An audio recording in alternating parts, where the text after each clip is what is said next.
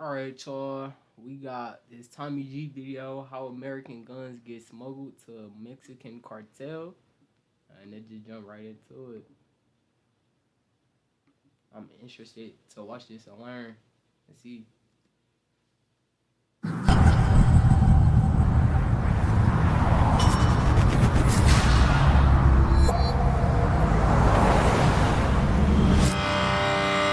I do get firearms and send them across the border.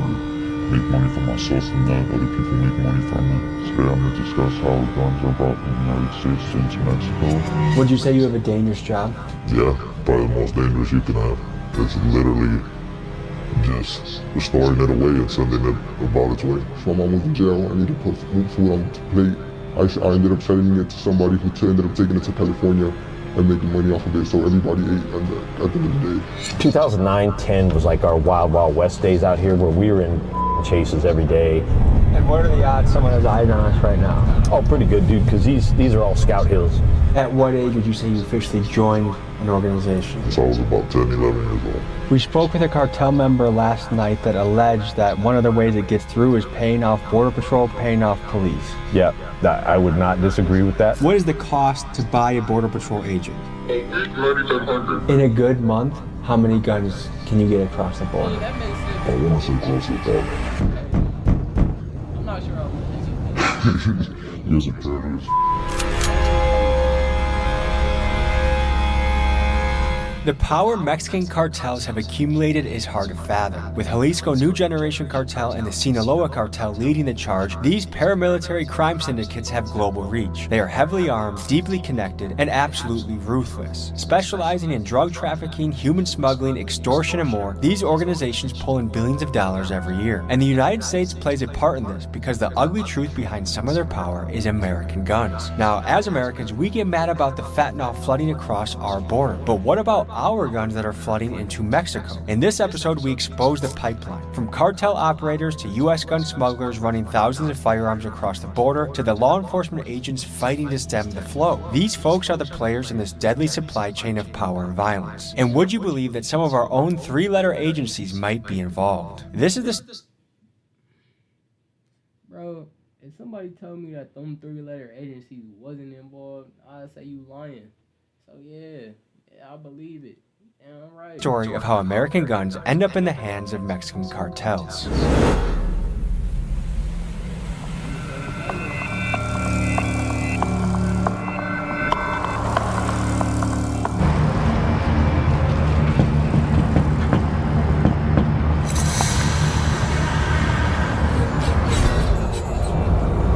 What's up, brother? Good to meet you.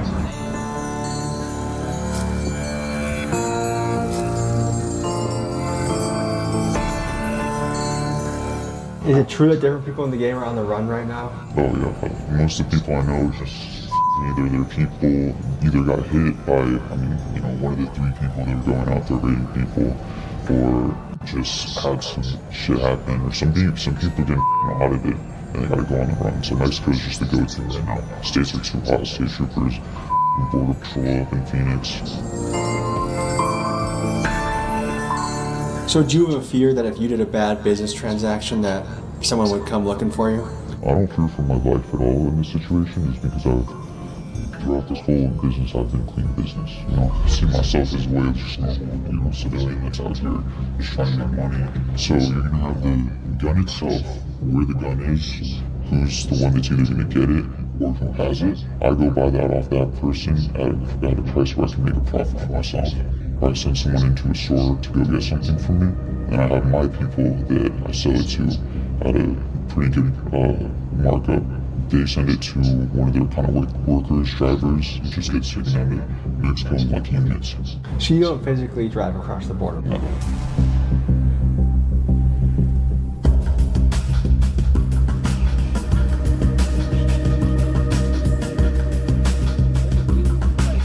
Would you say you have a dangerous job? Yeah, probably the most dangerous you can have. Because you're not just dealing with, legal issues, you're also dealing with territorial issues. I don't want want to be that guy, bro. But you probably finna get caught. You got on this polyester ass mask, nigga. See your whole face structure. See your nose. I see your lips. I can even see your mustache, nigga. What the fuck?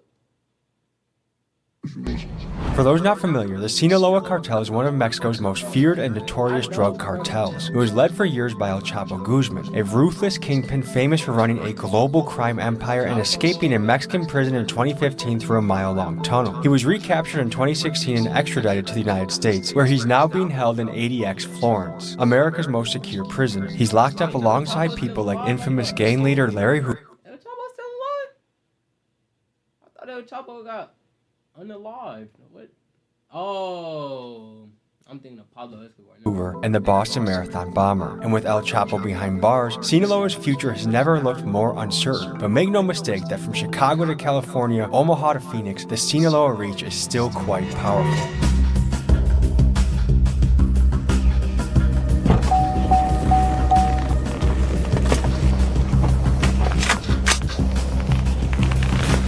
All right, folks, we have a sheriff pulling up from Pinal County. He's had a lot of experience in the field. We're going to be interviewing him as well. You have the wildest collection of patches that I think I've ever seen.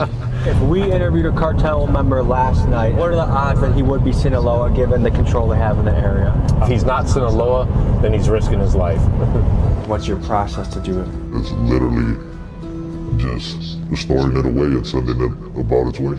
And are you physically That a flintlock? Bro, you nigga got flintlocks? driving it in a car, or do you have other people do that? No, there's a chain of command and there's people that do that. You can go into a gun store right now and buy, your typical mini-me, something like I'm that. not even joking, bro. I can dead ass see this nigga got a mustache. I'm not even being funny. This nigga dead. I get dead, bro. You cooked, twin. You see your eyebrows, your eyes, your nose, your lips, and your mustache. I know the Mexican, I know they paid off and stuff, but bro, like what, bro? You don't even care. You came on here with this spandex ass mask on. Like all they gotta do is just be sketching you out. I could sketch you out. I ain't gonna do it though.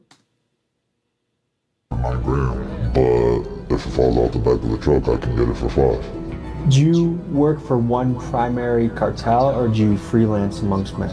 Just one. Is there any difference in how difficult it is to do business from the Biden administration to the Trump administration? There might be a couple hiccups, but it's all business. It's all the same. Honestly, it's crazy. I can't imagine the border right now. People are scared to go across one another before. The risk is like the paranoia of it, because like some of this shit is like they'll load your car up with like 20 bucks. And like imagine trying to drive across the border, like thinking that, and then if that starts to pick you up, shit like that. I guess another like once the border got tighter, things got harder to get into America, you know what I mean? Was it actually that easy with Biden as president? I felt like there was a lot more things coming in. Is it noticeably more difficult now that Trump is in office? Yeah. Under the Biden administration, it was a free flow of everything. The people have stopped coming across so much. I mean, we're way down. I think we were at about 7,000 to 12,000 a week, and we're at like 300 to 700 a week now. At what age would you say you officially joined an organization? So I was about 10, 11 years old. Yeah, that's crazy. He was a privilege.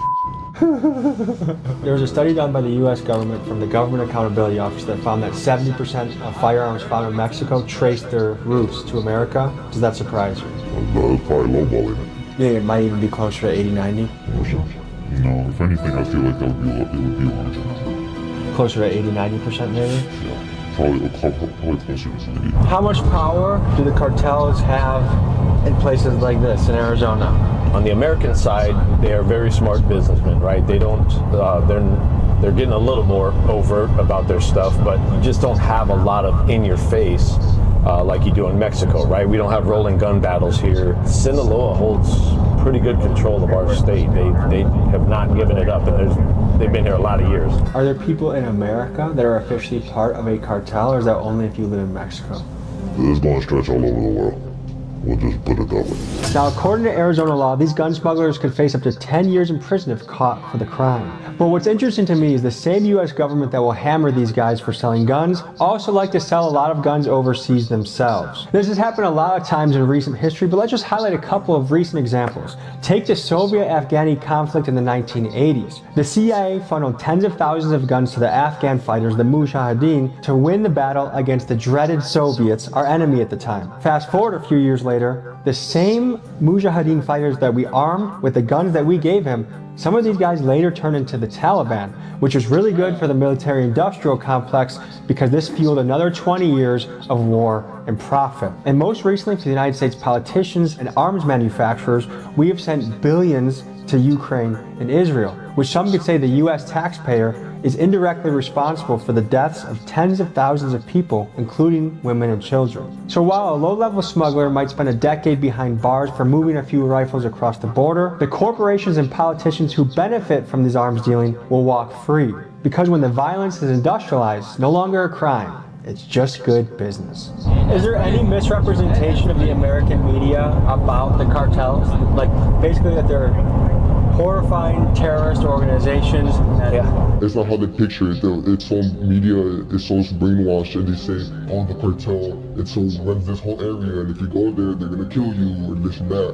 Yeah, the cartel might run a specific area, but as long as you're there and you're not causing no trouble, or you're not there to steal from nobody, or just sell anything, you know what I mean? If you're just there on good terms and like checking in, everything be good. Do you think that's a fair picture American media makes of them? No, That's right. What the fuck? like checking in. Who gave these niggas? Tommy G set these niggas up. He came with all the incognito gear. He had the sunglasses, the mask. Like, don't worry, y'all gonna be good. Everything be good. Do you think that's a fair picture American media makes of them? No, that's easy to label something that you can tax. We gotta take care of our own people, you know? The government ain't helping. We see cartels setting, you know, side bombers of people in the United States go do mass shootings and get their agenda across or anything. You know, most of the things that cartels do, unless it's someone in America that was working with them and flipped them over somehow, that's when they'll go after you as a person in America. What do you think about Trump potentially labeling cartels as terrorist organizations? That he should start here with the people on this side. What do you think would happen if Trump tried invading Mexico or drone striking cartel operations? It's not gonna be good. Currently in the news, the Not gonna be good for who? Fuck you think you are? I don't want no beef with the cartel or nothing, but you don't think y'all fucking with the army, bro? Let's be real. Like, come on now, bro. Even I'm not dumb enough to say that. I don't give a fuck. I don't give a fuck who the fuck I think I am. Who the fuck you think you are? You not fucking with the U.S. Army, twin. Trust me, that I'll tell you that, nigga. I don't even gotta do no research on that. I know the cartel ain't fucking with the army. I can tell you that. God damn it. U.S. and the Trump administration is considering using drone strikes against the Mexican cartels. But how do we know if these stories are biased, how they're being framed politically, if we're getting the right Pre-promo, I can sense it. I'm gonna skip it. scoop on what we're being told? This is where the sponsor of today's video, I know it. just take these stories. What it does W promo. plan on the site. Go to Very, very, very much like the Italian mafia. They are very family oriented. I can tell you from the Mexican side of my family. We have family gatherings all the time. We have carne asadas. We get together and play loteria, and, you know, all this kind of stuff. The difference being when they go to work, it could be to go skin somebody alive that's their enemy, you know.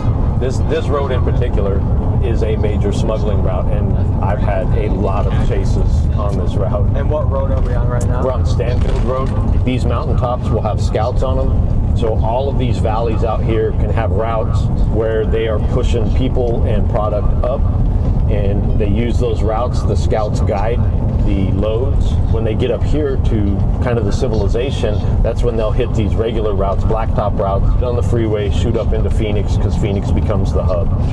And what are the odds someone has eyes on us right now? Oh, pretty good, dude, because these are all scout hills. Why is torture used so often amongst the cartels? Pain is the best teacher. So you're a runner, go to a gun store, get it, let's say it's me. If I get flagged, okay, that's a mission that went astray. If not, how often would you send a guy like me to get it again and again and again? I mean, I've had people that, you wouldn't believe the number of stuff they cut out under the name. It's really kind of strategic in a way, because the way the background checks work is they will show up as, either a pistol or a rifle. It doesn't go into the system as that specific firearm unless the ATF is flagged and involved. You could have someone go store to store, get 5 guns in their name, just one day, clean record, all that stuff. For you have someone in your family that has died from gun violence in Mexico. Yeah. Do you blame the guys in America selling the guns? I don't. I just blame the shooter, really. How do you feel about being involved in a business that arms the cartel? It sounds worse than it is in a way.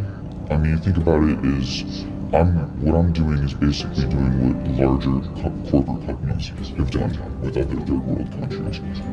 Taliban has all guns made in the USA. What I do is I still make those people money.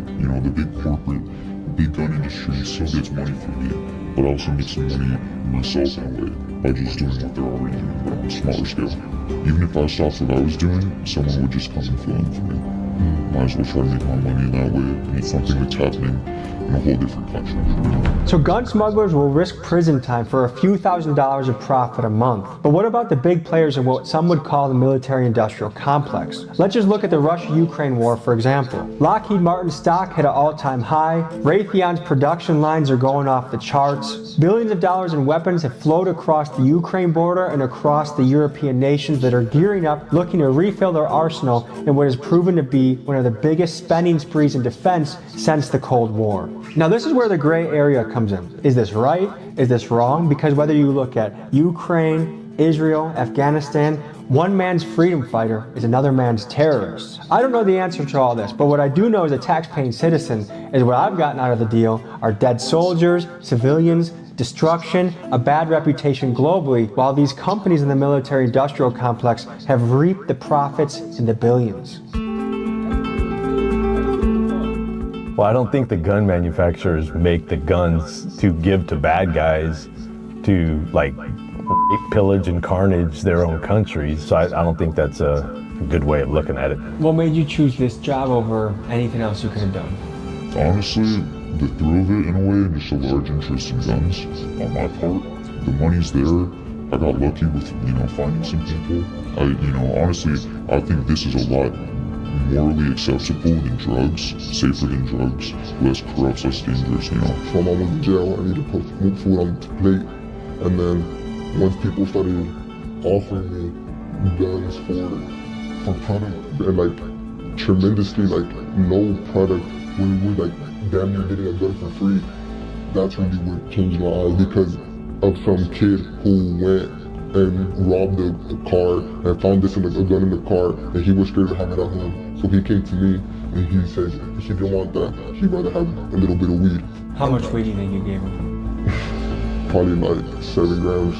And that same night, I ended up selling it to somebody who ended up taking it to California and making money off of it. So everybody ate at the end of the day.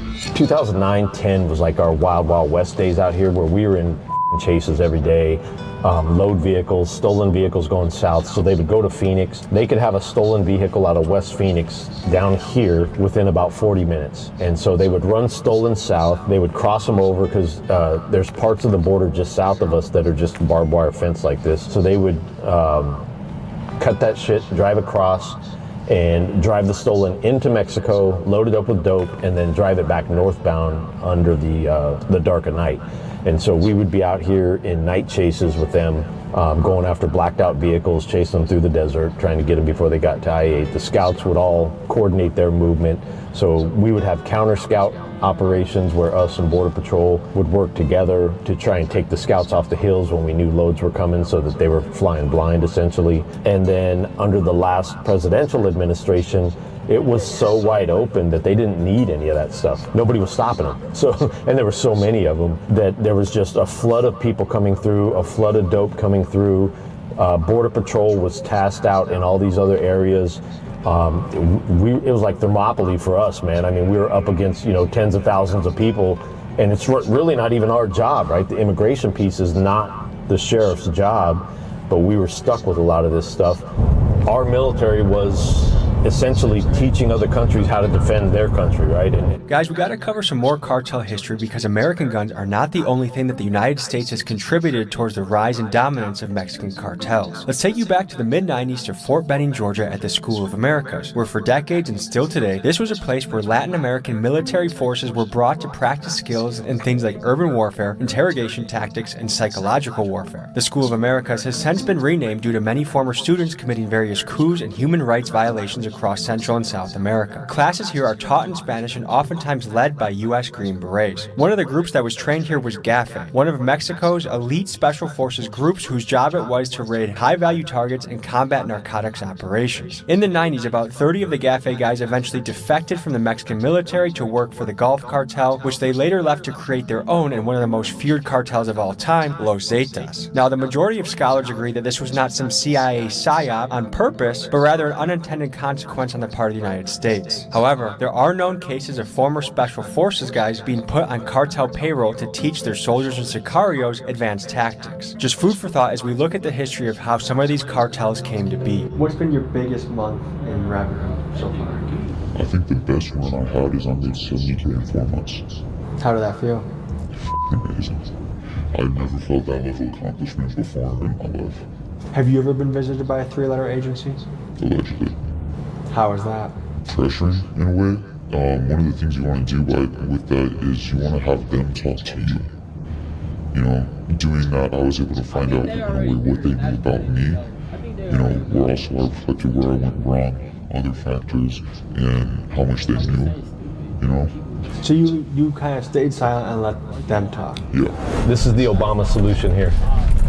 So someone could be camping out here and someone's hustling a load. Yeah, and we've had that happen where there's been people out here either hunting or just camping for a weekend, and they'll have a stolen vehicle in the middle of a chase, will run right through their campsite and blasting up here to the interstate to get away from the cops. And so this whole area is kind of, again, just like the other area, all the high points, you're going to have scouts. There's usually scouts on this hill, and there's scouts a little bit deeper in, and so they're watching over the valleys. The cartel member we spoke with last night said that if drone strikes were taken against the cartel, we really escalated against them, there would be a ripple effect where they're going to escalate the violence here and try and, do you see that as a potential chess move that really results badly for the American citizens?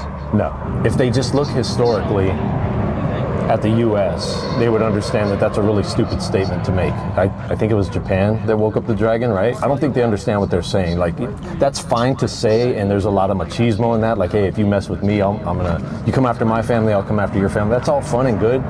But when you go to war on the U.S., that's a whole different level of f***ing with us that we're not going to put up with. And I don't think they understand the hate that would come their way if something like that were to happen. Do you ever have sympathy for some of these guys that like, hey, while I don't agree with what you're doing, I get why you're in your own situation? Yeah, man. Again, having a wife that's Mexican, there's some of her family that are involved in some of this stuff. Wait a minute. Might be onto something, bro.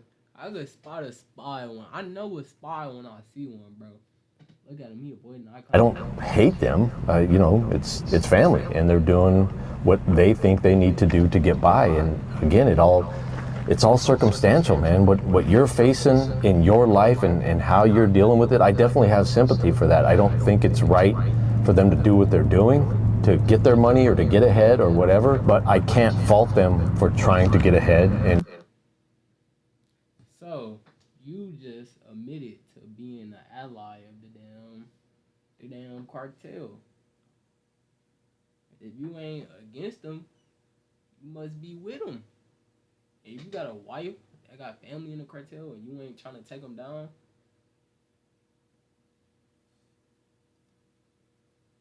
and do well for their family. People, I think, in American media, like, it's almost like these guys are monsters. Like, are these guys just normal people in a way?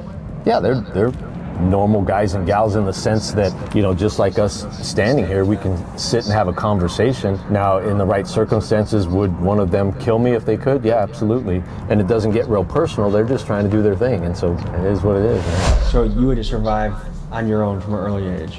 Yeah, well, I have my sisters, really. It was really my sisters helping to hold it down. Once I seen, the pressure put on them, and like it takes a toll on you and me. You know what I'm saying? Like I'm the youngest of 9. When my mom was locked up and my father passed away, you know. We need to be smarter as criminals. Not saying I'm a criminal, but we need to be smarter. You don't go on somewhere trying to be incognito and tell your fucking background. The fuck sense is that? I'm the youngest of 9. My mom was in jail. My dad died. Nigga, you just narrowing the list down. All they gotta do is try to look at you, sketch them eyebrows, get your eyes, your nose, your bro. I can literally see your whole face through this fucking mask. Like this shit not protecting nothing, bro. I'm gonna just keep it a buck with you, twin. I wasn't gonna say nothing in this whole video, twin, but you niggas like these masks ain't helping y'all niggas, bro. The only person who was good is the dude with the gloves on and shit. Y'all got sunglasses on, bro. We see y'all eyes, bro. What are you doing? I'm saying they really just me and my siblings, and I have my older brothers don't have papers. They're in Mexico. You get me? Again, you just narrowing the list down. They literally just looking at all the people that could be suspects and scratching them off. You just giving them few like, all right, this nigga, his brothers got papers, so they good. Oh, his brothers don't got papers. Like, bro, you making it easy, bro. One of them already died. You probably one of the runners though. You probably a goofy. You gotta be a runner. Ain't no way. It's just me and my sisters, and then I have a brother who really be on his own world. So I really had to like either step in or step out. Once you get into this, like the money is here. This is really what makes you, you know, a little bit as that extra, especially now in this society where the bills take up everything, all the money you make, every job you have, every dollar you make is gonna go to a bill. You get me? At least now right here, I'm able to feed my family, pay my bills, and still, you know, go have some fun. Are a lot of these guys balling off of this? If we were to catch a group right now, they look like hammered dog shit, man. They just beat up because they've been hiking for 4 or 5 days through the mountains. A lot of times they're drinking a concoction of like meth and fentanyl and cocaine, and so they're all wired up, not feeling shit.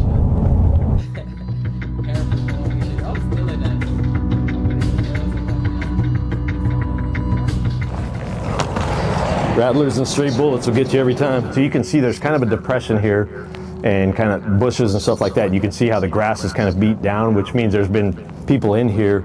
And then you'll start seeing the black bottles that's traditionally smuggler trash. They carry the black bottles with water all the way up from Mexico. There's parts in Mexico where they're buying all this stuff. They're buying the camouflage, they're buying the black bottles. What goes in the black bottles? Water.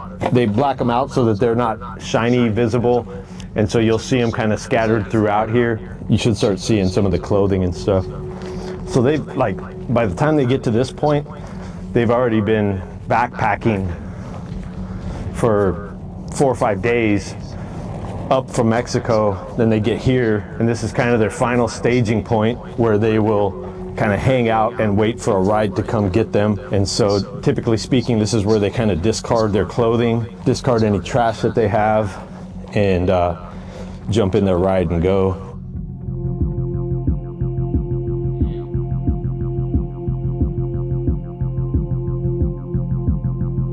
So they'll get in this little cut here, and you can kind of see from the grass pressed down. My thing be, how do y'all be knowing so much but still not catching them? Like, y'all know the ins and outs of this shit. Y'all ain't get nobody. What the? That's tough. No, just playing. They'll just get in here, rest, and wait for their ride to come get them.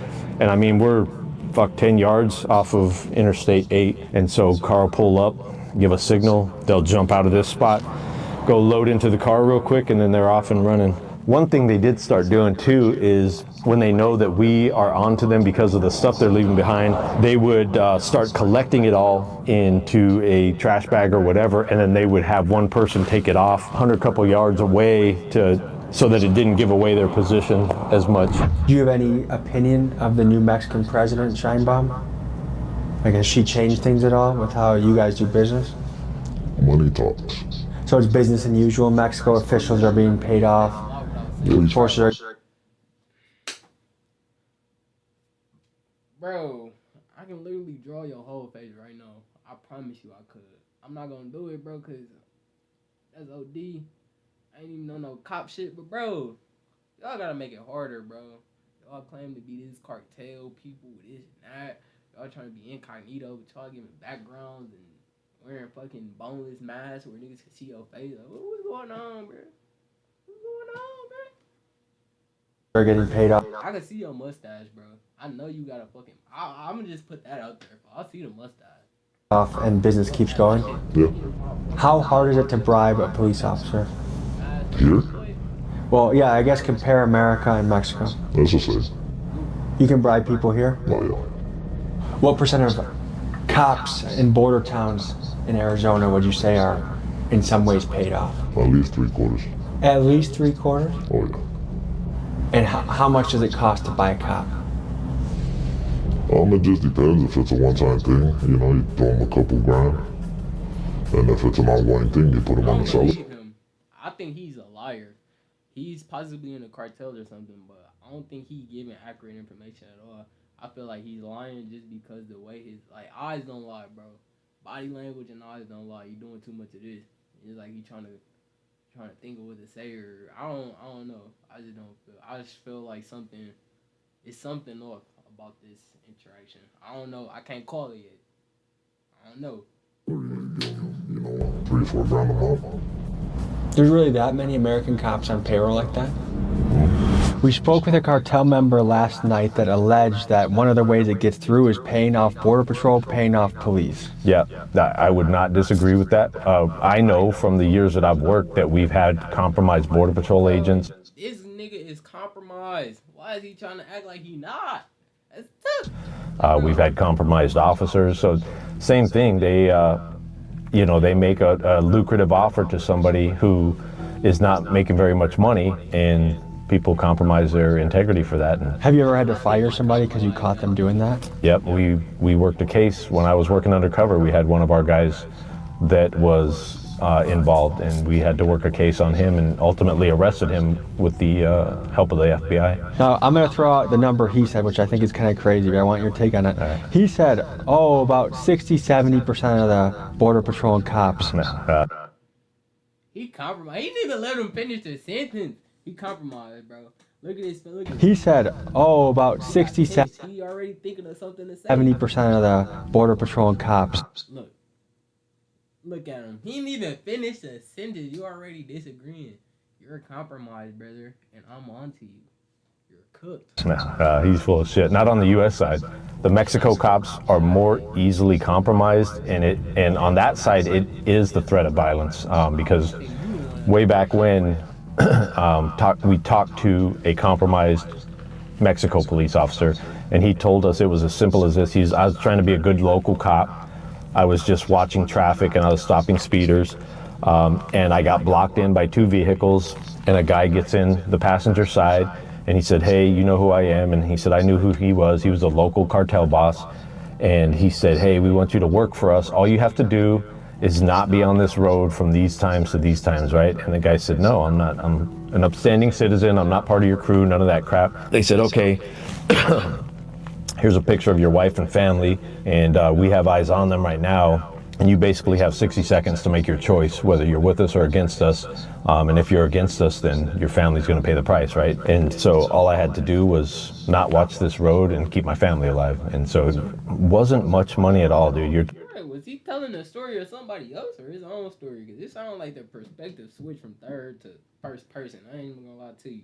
First he was telling it like he got told the story.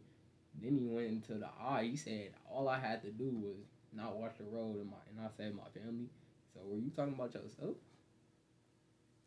I'm telling y'all, bro, he compromised, bro. Something ain't right. Talking a couple grand, and for that particular time, right? We think that he had done it more than that, but you're talking a couple grand is what he had compromised himself for. I couldn't believe and didn't quite buy the numbers that many U.S. Border Patrol agents or U.S. cops were bought and paid for by the Mexican cartels. So I called another Sinaloa contact of mine to see if he could add some insight on those numbers. Here's what he said. Would you agree with the stat, 60 to 70% of them? I would say like 80%. What? They either want drugs or money. So some of them don't even have a choice. If you say no to the amount of money and all that, like food, you don't have a f***ing choice. You feel me? We can show you. I have a couple of them that go pick up my people and pass them over. You feel me? All you have to do is follow instructions. What is the cost to buy a Border Patrol agent?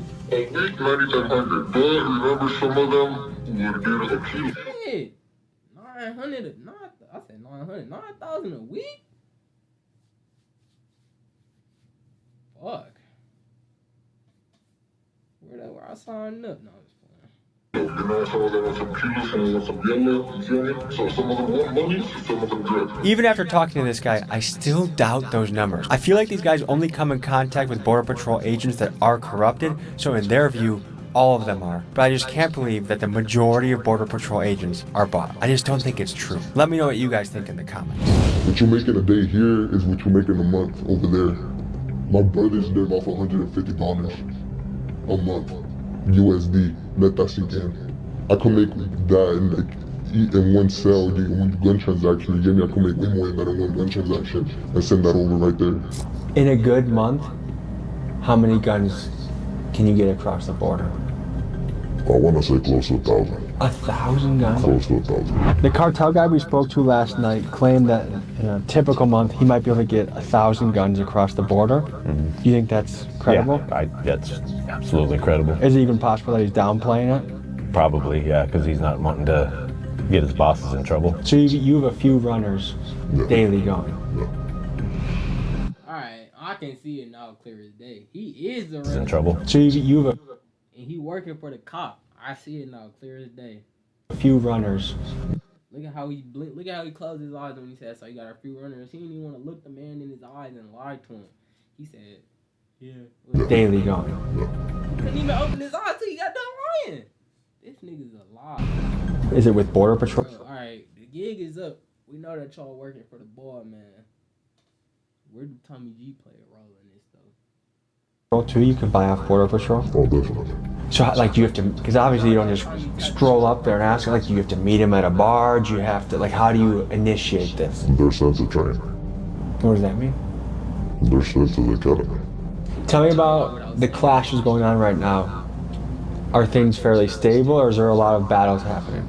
No, right? I mean, there's always going to be, you know, a tug of war between powers. It goes through its dormant times. Right now it's active. The danger he's speaking of refers to the war currently happening within the Sinaloa cartel. Since El Chapo's imprisonment in 2017, the group has splintered, with two main factions now holding power. One is led by El Mayo, a co-founder of Sinaloa and some say El Chapo's equal. The other is Los Chapitos, led by El Chapo's sons, known for being younger, flashier, and more aggressive. Their turf war has triggered waves of violence, including this recent story detailing the deaths of dozens of teens in Mexico. And from what I've heard from sources close to the action, this fighting is not expected to end anytime soon. What attracted you to this lifestyle? Honestly, the adrenaline. Is it terrifying working for a cartel? Stressful, not terrifying. So as long as you follow the rules and kind of do honest business, you're kind of in good standing, there's nothing to worry about? Yeah, you know, you do business as a man. The one thing I wanted to fact check on to see if you had a perspective on is Trump's claim that the majority of people coming over are murderers and rapists. In my boots on the ground journalism, I found out most of the people are just looking for a factory job, fast food job. They're not a murderer. Do you feel like that rhetoric was accurate or a little over? But you gotta be thinking so, Tommy. Ain't nobody finna openly come to you and tell you they some murderers, especially you got cameras and flash. Blown. I would say that depends on the area, dude. Because like this area right now, we see military-aged males all camoed out, moving up, and those males are all at that ripe gangster age. And a lot of them, when we jump the groups, they are gang members. So if you're talking this area, absolutely, he's absolutely right. This is Thugville out here, man. It's all gangsters, cartel members, guys that are trying to fly under the radar. You'll have a few good people mixed in with that are really just looking for a better life. The other problem that we saw here in Arizona was a lot of these military-age males, when they got to the border and got across into the U.S., they immediately discarded their passports, any IDs, anything like that. They got rid of them, burned them, whatever they could do with them. Why the hell are you going to get rid of your ID if you're not up to something nefarious? So it did seem sinister. Yes, absolutely. Once you're in this, is it possible to leave, or are you pretty much in it for, for life? You can step away. Easiest way to put it, you're a reservist at that point. As long as all your corners are covered, you turn into a reservist. So if you're needed and you're called up, you better show up. How dangerous is it for you to even do this interview? I'm risking a lot on this. I'll put it that way, I'm risking my life. Let's just say that.